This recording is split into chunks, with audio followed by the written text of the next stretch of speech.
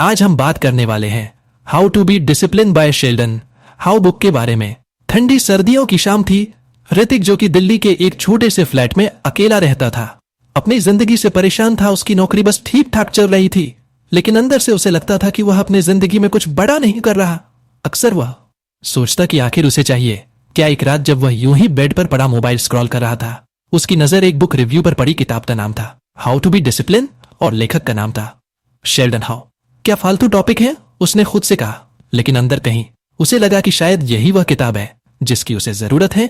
उसने तुरंत किताब ऑनलाइन ऑर्डर कर दी। 3 दिन बाद किताब उसके हाथ में थी। ऋतिक ने सोचा, चलो देख ही लेते हैं आखिर यह बुक इतनी पॉपुलर क्यों है। वो बुक लेकर अपने बालकनी में चला गया। ठंडी हवा चल रही थी और चाय का कप उसकी टेबल पर रखा था। उसने बुक खोली और पहला चैप्टर पढ़ना शुरू किया। पहले चैप्टर का नाम था सेट क्लियर गोल्स। किताब पढ़ते ही ऋतिक को ऐसा लगा जैसे कोई उसे आईना दिखा रहा हो। उसमें लिखा था, स्पष्ट प्राप्त करने योग्य लक्ष्य स्थापित करना अनुशासन का मूलभूत है। Goals provide direction and motivation, making it easier to stay focused and measure progress. Hrithik को समझ नहीं आया कि यह इतनी सिंपल सी बात उसे अब तक समझ क्यों नहीं आई थी। वह अक्सर बड़े बड़े सपने देखता था, एक दिन अपनी कंपनी शुरू करूंगा या डिजिटल मार्केटिंग में एक्सपर्ट बनूंगा, लेकिन कभी उसने अपने गोल्स को डिटेल में प्लान नहीं किया था। उसने किताब के अगले पैराग्राफ पर नजर डाली। वहां लिखा था, if you don't know where you are going you will never get there. इस एक लाइन ने उसे झक छोड़ दिया। सही बात है, उसने सोचा, मैं हमेशा यह सोचता हूं कि कुछ करना है, लेकिन करना क्या है यह पता ही नहीं होता। उसने किताब को बंद किया और बालकनी से उठकर अंदर चला गया। उसने अपने रूम का सबसे शांत कोना चुना और अपनी नोटबुक लेकर बैठ गया। उसने सोचा कि पहली बार अपनी लाइफ में वह कुछ क्लियर गोल्स बनाएगा। पहली लाइन उसने लिखी, एक, अपनी फिटनेस पर ध्यान देना है। अगले 6 महीने में 10 किलो वजन कम करना है। 2 डिजिटल मार्केटिंग के 3 एडवांस कोर्स पूरे करने हैं। 3 हर महीने 5 नई किताबें पढ़नी है। लिखने के बाद उसने नोटबुक बंद की और एक अजीब सी राहत महसूस की। यह सब करना इतना आसान तो नहीं था, लेकिन पहली बार उसने अपने गोल्स को इतना साफ साफ लिखा था। अगले दिन जब वह सुबह उठा तो उसने अपनी लाइफ का पहला गोल शुरू करने की कोशिश की। उसने अलार्म 6 बजे लगाया था, लेकिन जब अलार्म बजा तो उसने तुरंत स्नूज बटन दबा दिया। 5 मिनट, और उसने खुद से कहा वह 5 मिनट कब 1 घंटे में बदल गए उसे पता भी नहीं चला। जब उसकी आंख खुली तो उसने दीवार घड़ी की ओर देखा। 7:30 हो चुके थे। यार, आज भी नहीं हो पाया, उसने गुस्से में खुद से कहा। फिर उसे अपनी किताब की याद आई। उसने बुक निकाली और फिर से पहला पेज पढ़ा। उसमें एक लाइन थी, failure is a part of the process, don't be discouraged, small setbacks, focus on getting back on track. उसने मुस्कुराते हुए खुद से कहा, चलो ये तो किताब ने पहले ही समझा दिया था, कोई बात नहीं, कल से सही। उस शाम उसने एक और काम किया। उसने अपने रूम की दीवार पर एक बड़ा सा चार्ट लगाया और उसमें अपने गोल्स लिख दिए। उसके बगल में उसने छोटे छोटे बॉक्स बनाए। हर बार जब वह अपना कोई काम पूरा करता तो वह एक बॉक्स में टिक करता। धीरे धीरे अगले कुछ दिनों में उसने सुबह जल्दी उठने की आदत डालनी शुरू कर दी। वो पहली बार पार्क में जॉगिंग के लिए गया। पार्क में ठंडी हवा और भागते हुए लोगों को देखकर उसे महसूस हुआ कि उसे अपनी जिंदगी को लेकर सीरियस होना ही पड़ेगा। वापस आकर उसने किताब का अगला हिस्सा पढ़ा। वहां लिखा था, break your goals into smaller manageable steps, a big goal can feel overwhelming. उसने सोचा, उसने अपने फिटनेस गोल को छोटे छोटे टास्क में डिवाइड कर दिया। पहले हफ्ते सिर्फ 15 मिनट जॉगिंग करूंगा, दूसरे हफ्ते 20 मिनट, फिर धीरे धीरे 30 मिनट। किताब का पहला चैप्टर जैसे उसकी लाइफ का गाइड बन गया था। वो हर बार उसे पढ़ता और अपनी लाइफ में अप्लाई करने की कोशिश करता।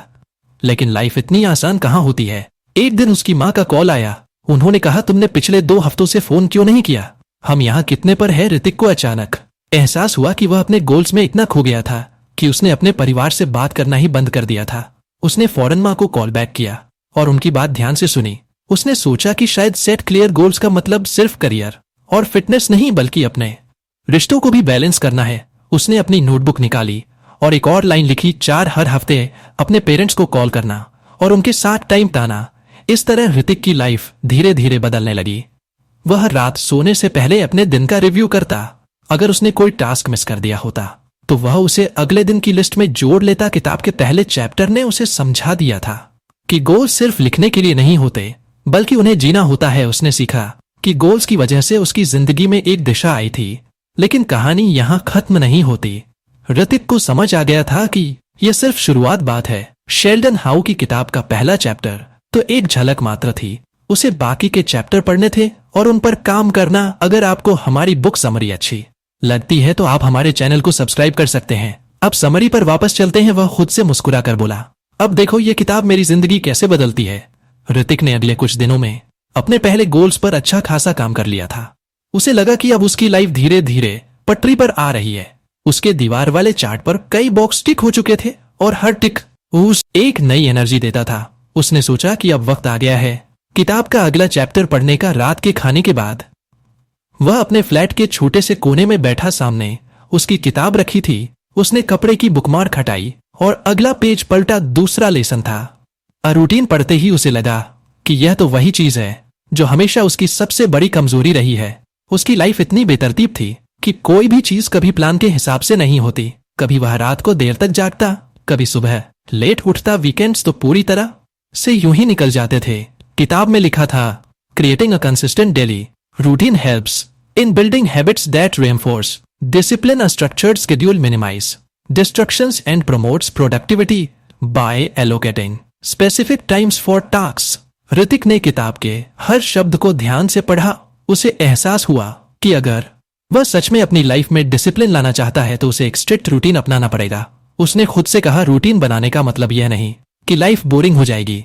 इसका मतलब है कि मैं अपने टाइम का सही इस्तेमाल करना सीखूं। उसने तुरंत अपनी नोटबुक उठाई और लिखा, मेरा परफेक्ट रूटीन, 1 सुबह 6 बजे उठना, 2 6 1 से 700 बजे तक एक्सरसाइज दी, 7:30 तक ब्रेकफास्ट, 4 8 बजे से 12 बजे तक वर्क टाइम, 5 1 घंटे का लंच ब्रेक, 6 1 बजे से 5 बजे तक फिर से काम, 7वीं शाम को 1 घंटा खुद के लिए पढ़ाई, स्किल सीखने या रिफ्लेक्शन के लिए, 8वीं रात को 10 बजे तक सो जाना। रूटीन प्लान करना आसान था लेकिन उसे फॉलो करना, वह ऋतिक को पता था कि यह सबसे मुश्किल पार्ट है। उसने सोचा, चलो कल से ट्राई करते हैं। अगली सुबह जब उसका अलार्म 6 बजे बजा तो उसे पहले दिन जैसा ही एहसास हुआ।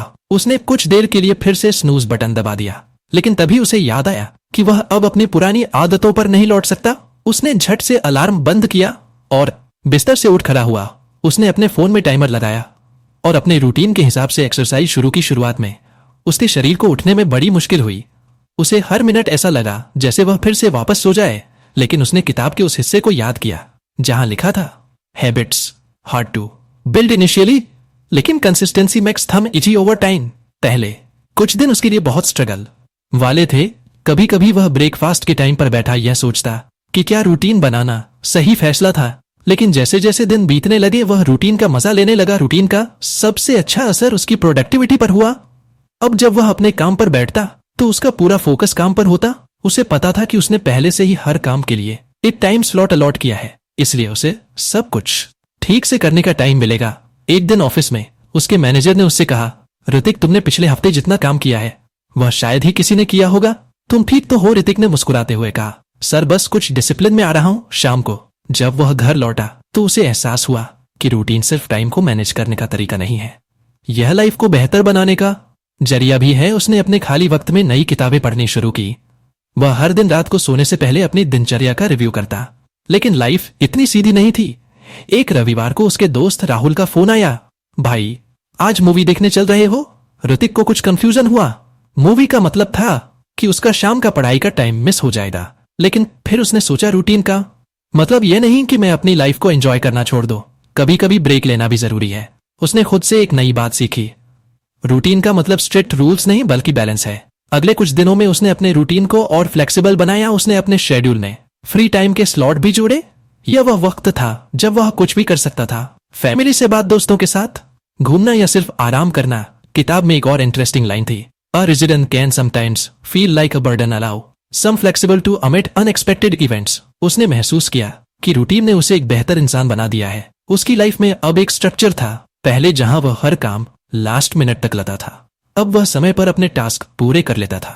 लेकिन कहानी यहाँ खत्म नहीं होती। ऋतिक को एहसास हुआ कि रूटीन बनाने से उसका सफर शुरू हुआ है, लेकिन अभी उसे अपनी आदतों को और गहराई तक ले जाना है। किताब में अभी और लेसन्स बाकी थे। उसने खुद से वादा किया कि वह हर लेसन को पढ़ेगा, समझेगा और अपनी जिंदगी में उतारे, और इसी उम्मीद के साथ उसने अगले चैप्टर पर जाने के लिए किताब को धीरे से बंद कर दिया। कुछ हफ्ते बीत चुके थे और ऋतिक अपनी रूटीन को लेकर काफी सहज महसूस करने लगा था। अब सुबह जल्दी उठना, वर्कआउट करना और दिन को प्रोडक्टिव तरीके से बिताना उसकी आदत में शामिल हो चुका था। लेकिन जिंदगी हमेशा सरल रास्ते पर नहीं चलती। एक दिन ऑफिस के बाद वह थक कर घर आया और उसने सोचा कि कुछ आराम किया जाए। उसने टीवी चालू किया और सीरियल देखते देखते अनजाने में 3 घंटे बर्बाद कर दिए। जब रात को उसने दीवार पर लगे अपने चार्ट को देखा तो वह शर्मिंदगी महसूस कर उसने खुद से कहा, यार इतना अच्छा चल रहा था सब कुछ और आज फिर से वही पुरानी आदतों पर लौट आया। उसी रात उसने किताब निकाली और अगले चैप्टर पर पहुंच गया। तीसरे लेसन का नाम था एम्ब्रेस सेल्फ कंट्रोल। किताब की पहली लाइन ने ही उसे अंदर तक झोड़ दिया। उसमें लिखा था, सेल्फ कंट्रोल आवश्यक है ताकि प्रलोभन को दूर किया जा सके। Resisting short term pleasures in favour of long term goals is the foundation of discipline living. Hrithik ने खुद से कहा, यही तो मेरी सबसे बड़ी प्रॉब्लम है। मैं हमेशा शॉर्ट टर्म प्लेजर के पीछे भागता हूँ, चाहे वह घंटों सोशल मीडिया स्क्रॉल करना हो या कुछ भी ऐसा करना जो मेरे बड़े गोल्स के खिलाफ है। किताब में एक और इंटरेस्टिंग बात लिखी थी, distractions are everywhere and they often disguise themselves as harmless breaks, but every small temptation adds up to derail your progress। Hrithik ने अगले ही दिन से अपने अंदर सेल्फ कंट्रोल लाने की ठान ली। उसने सबसे पहले अपने सबसे बड़े डिस्ट्रक्शन की पहचान जान की, उसका मोबाइल। उसने अपने फोन से सारी अनावश्यक एप्स डिलीट कर दी और स्क्रीन टाइम लिमिट सेट कर दी। उसने तय किया कि वह दिन में सिर्फ एक बार सोशल मीडिया चेक करेगा, वह भी सिर्फ 15 मिनट के लिए। पहले दिन यह करना उसके लिए बहुत मुश्किल था। कई बार उसका मन हुआ कि वह फोन उठाकर यह लाइन उसके लिए गाइड की तरह बन गई।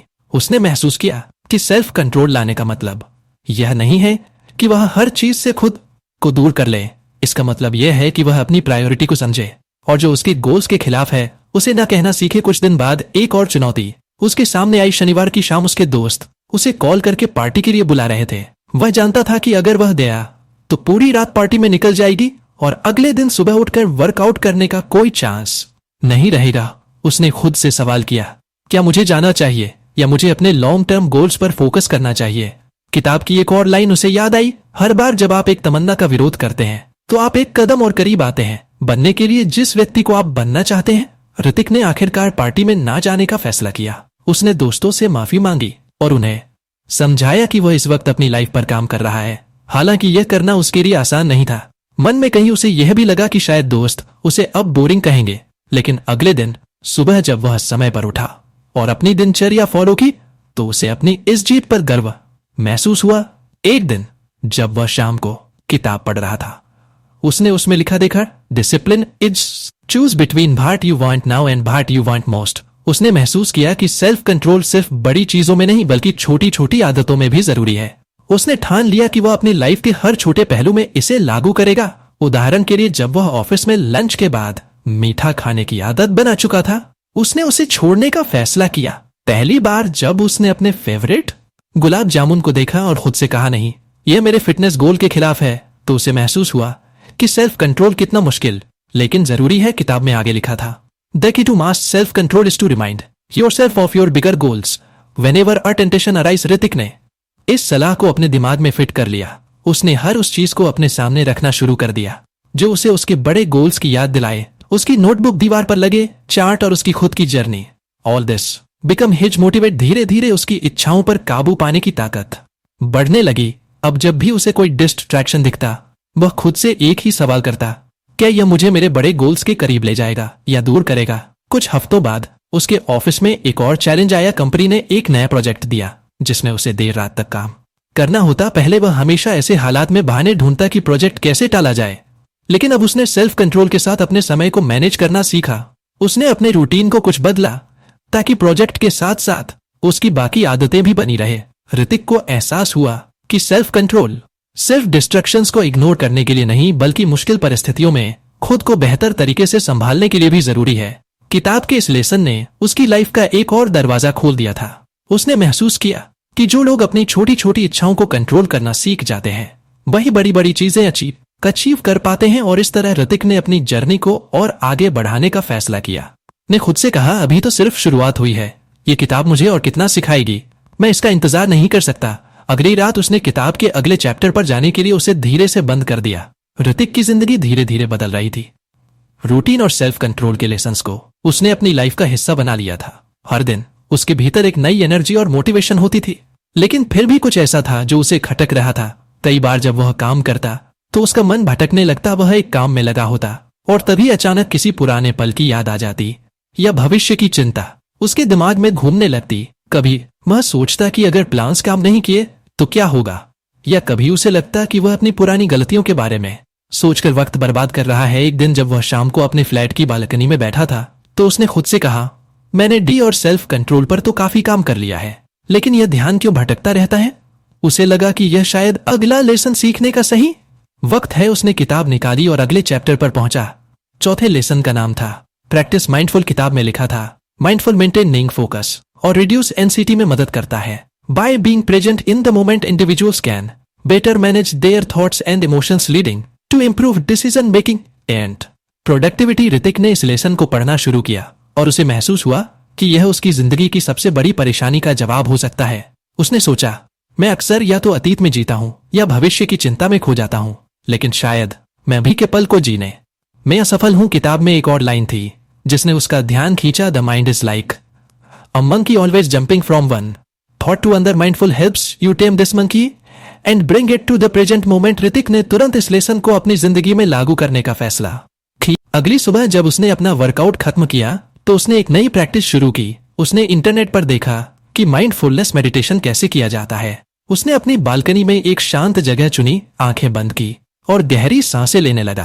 पहले कुछ मिनटों तक उसका दिमाग हर दिशा में भागता रहा, कभी ऑफिस के काम की चिंता, कभी किसी पुराने झगड़े की याद। लेकिन उसने खुद से कहा, जो भी ख्याल आए उन्हें आने दो, लेकिन मैं अपनी सांस पर फोकस करूंगा। धीरे धीरे उसने महसूस किया कि उसके विचार धीमे हो रहे हैं। जैसे जैसे वह गहरी सांस लेता गया उसका मन शांत होता गया। पहली बार उसे ऐसा लगा कि वह अपने दिमाग को कंट्रोल कर पा रहा है। किताब में लिखा था, माइंडफुलनेस नहीं बंद करने के बारे में है, यह देखने के बारे में है कि वे बिना किसी निर्णय के देख रहे और सौम्य ढंग से अपने ध्यान को वापस प्रस्तुत कर रहे हैं। इस प्रैक्टिस को उसने अपनी डेली रूटीन का हिस्सा बना लिया। हर सुबह और रात को सोने से पहले वह 10 मिनट के लिए मेडिटेशन करता। इसका असर उसकी पूरी जिंदगी पर दिखने लगा। जब वह ऑफिस में काम करता तो अब उसका फोकस पहले से बेहतर था।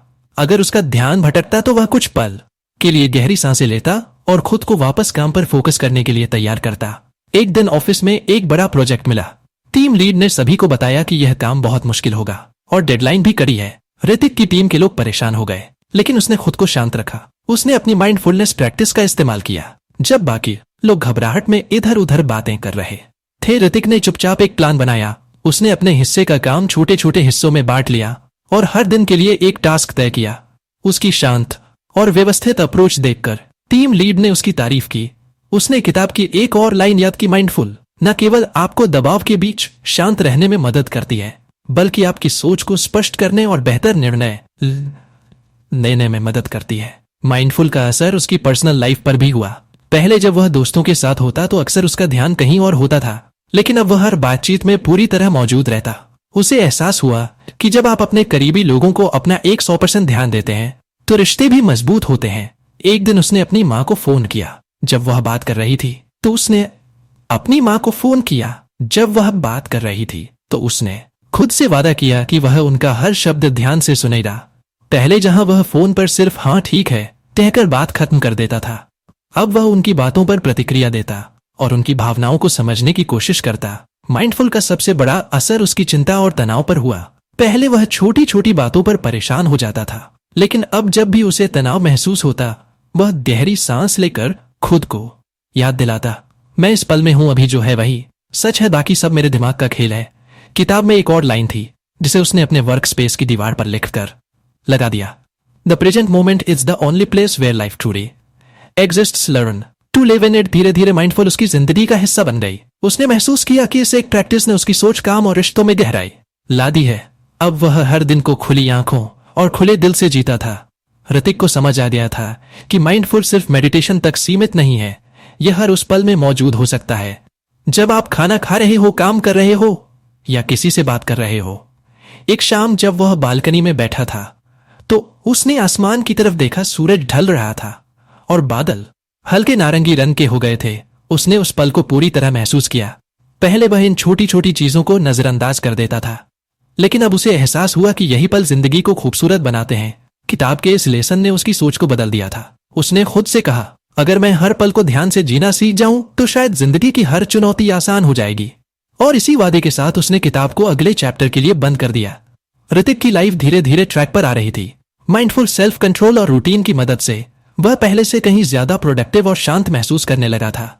लेकिन लाइफ हर वक्त एक जैसी नहीं रहती। कभी कभी सब कुछ सही करने यह उसकी पहली बड़ी जिम्मेदारी थी।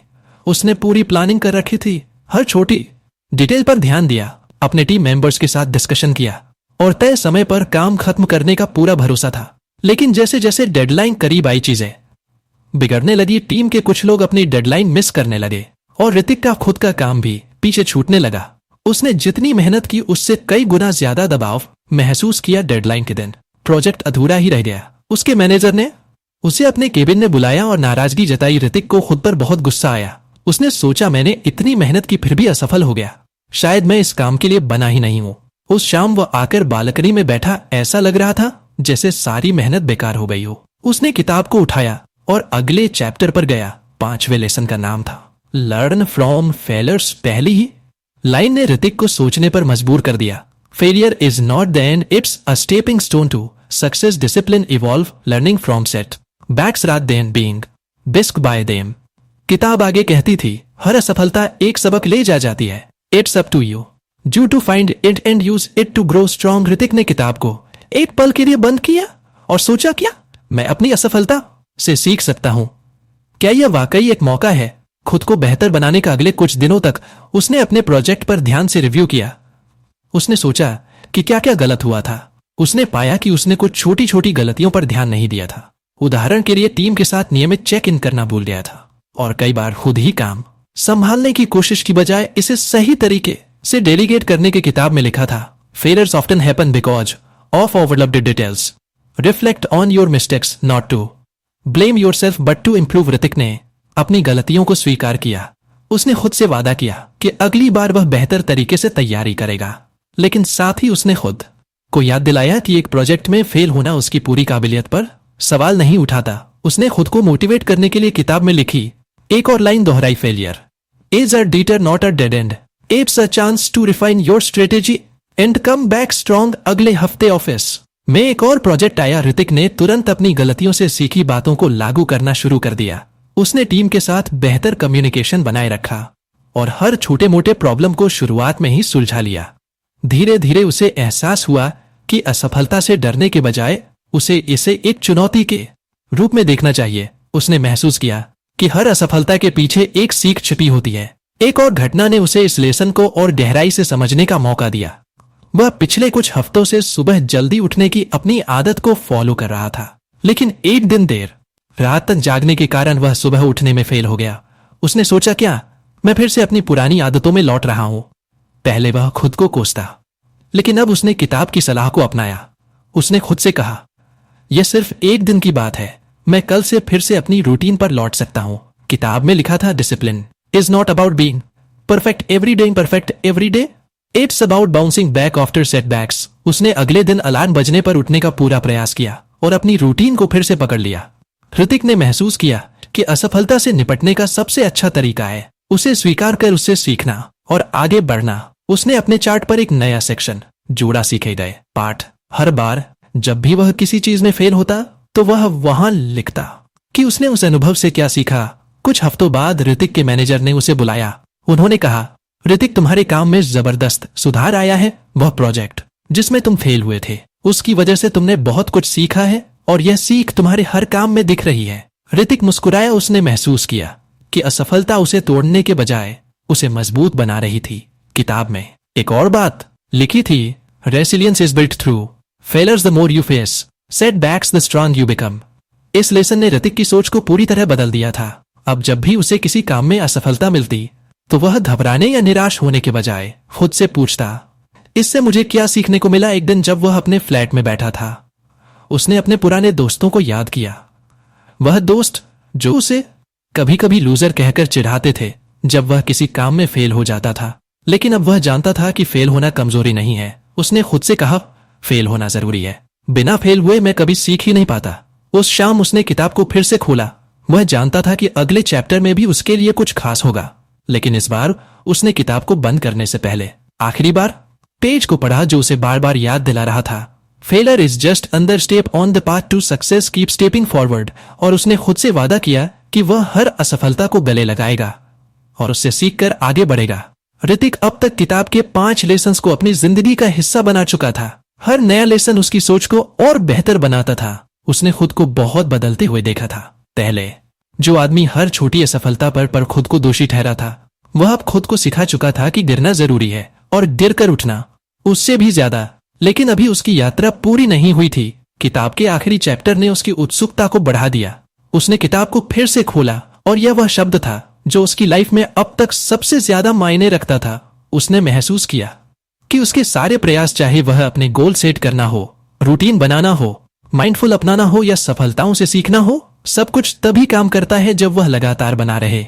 किताब में लिखा था कि एक बार के प्रयास से कुछ नहीं बदलता। असली बदलाव तब आता है जब हम हर दिन छोटे छोटे कदम उठाते हैं और उन्हें निरंतर करते रहते हैं। ऋतिक ने सोचा कि कंसिस्टेंसी यानी निरंतरता उसके लिए सबसे मुश्किल रही है। कई बार वह एक दिन मेहनत करता और अगले दिन हार मान लेता। कई बार प्लान बनाता लेकिन उसे फॉलो नहीं कर पाता। उसे समझ आया कि शायद यही कारण था कि उसके कई सपने अधूरे रह गए थे। किताब में लिखा था, motivation gets you started but consistency keeps you going even on days when you don't feel like it showing up matters the most. Hrithik ने गहरी सांस ली। उसे समझ में आ गया कि कंसिस्टेंसी एक आदत है और इसे बनाने के लिए हर दिन मेहनत करनी होगी। उसने खुद से वादा किया कि वह अब हर दिन छोटा ही सही लेकिन एक कदम जरूर उठाएगा। अगले दिन उसने अपनी रूटीन को और सख्त बना दिया। सुबह जल्दी उठने के साथ उसने अपने दिन की प्लानिंग और डेडिकेशन को एक नया रूप दिया। उसने तय किया कि वह हर दिन 30 का रूप दिया मिनट अपनी फिटनेस पर काम करेगा, भले ही वह कितना भी थका हुआ क्यों ना हो। उसने अपने काम में भी एक टाइम टेबल बनाया ताकि वह किसी भी डेडलाइन को मिस ना करे। शुरुआत में यह आसान नहीं था। कई बार ऐसा हुआ कि उसकी सुबह की अलार्म बजने के बाद वह बतर में ही पड़ा रहा। कई बार ऐसा हुआ कि वर्कआउट के लिए तैयार होते वक्त उससे बहाने सूझने लगे, लेकिन हर बार उसने खुद को याद दिलाया कंसिस्टेंसी सबसे जरूरी है। अगर आज हार मान ली तो कल यह और मुश्किल हो जाएगा। धीरे धीरे उसने महसूस किया कि यह छोटे छोटे कदम उसे एक नई दिशा में ले जा रहे हैं। एक दिन ऑफिस में उसके मैनेजर ने उसे एक बड़ा प्रोजेक्ट दिया। यह वही तरह का प्रोजेक्ट था जिससे कुछ महीने पहले वह फेल हो चुका था, लेकिन इस बार उसके अंदर डर के बजाय आत्मविश्वास था। उसने खुद से कहा, इस बार मैं अपने प्लान को सिर्फ बनाऊंगा नहीं बल्कि उसे लगातार फॉलो भी करूंगा। ऋतिक ने काम की शुरुआत छोटे छोटे हिस्सों में बांट कर की।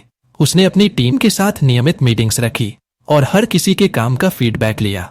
उसने खुद के लिए एक टाइम टेबल बनाया और हर टास्क को समय पर पूरा किया। जब भी उसका ध्यान भटकता या उसे थकान महसूस होती तो वह गहरी सांस लेकर खुद से कहता, बस एक और कदम, बस एक और कोशिश। धीरे धीरे उसका काम समय पर और बिना किसी बड़ी गलती के खत्म होने लगा। उसकी टीम के लोग भी उसकी कंसिस्टेंसी से प्रेरित थे। डेडलाइन के दिन प्रोजेक्ट पूरा हो गया और उसका मैनेजर उसकी मेहनत और लीडरशिप की तारीफ करते नहीं थका। ऋतिक को एहसास हुआ कि कंसिस्टेंसी का असर सिर्फ उसके काम तक सीमित नहीं था, ये उसके हर पहलू में झलक लगा। उसने अपनी फिटनेस पर भी इसी तरह काम करना जारी रखा। पहले जहां वह सिर्फ कुछ दिनों तक एक्सरसाइज करता था और फिर छोड़ देता था, अब वह हर दिन 30 मिनट खुद को समर्पित करता। उसका शरीर और मन दोनों पहले से ज्यादा मजबूत और ऊर्जावान महसूस करने लगे। ऋतिक ने देखा कि कंसिस्टेंसी सिर्फ बड़ी बड़ी चीजों में नहीं बल्कि छोटी छोटी आदतों में भी असर डालती है। उसने यह भी तय किया कि हर रात सोने से पहले वह किताब पढ़ेगा, भले ही सिर्फ एक पन्ना क्यों ना हो। एक दिन जब वह अपने पुराने दोस्तों से मिलने गया तो उन्होंने कहा, तू बहुत बदल गया है ऋतिक। पहले तुझे हर छोटी बात पर चिंता होती थी और अब लगता है जैसे तुझे सब कुछ संभालना आता है। ऋतिक ने मुस्कुराते हुए कहा, यह बदलाव धीरे धीरे हुआ है। मैंने बस हर दिन छोटा सा कदम उठाया और कंसिस्टेंसी बनाए रखी। उसने अपने दोस्तों को किताब के लेसन्स के बारे में बताया। उसने कहा, कंसिस्टेंसी का मतलब है कि तुम हर दिन अपने आप से एक वादा निभाओ। यह जरूरी नहीं कि तुम हर दिन परफेक्ट रहो, बस जरूरी है कि तुम हर दिन कोशिश करते रहो।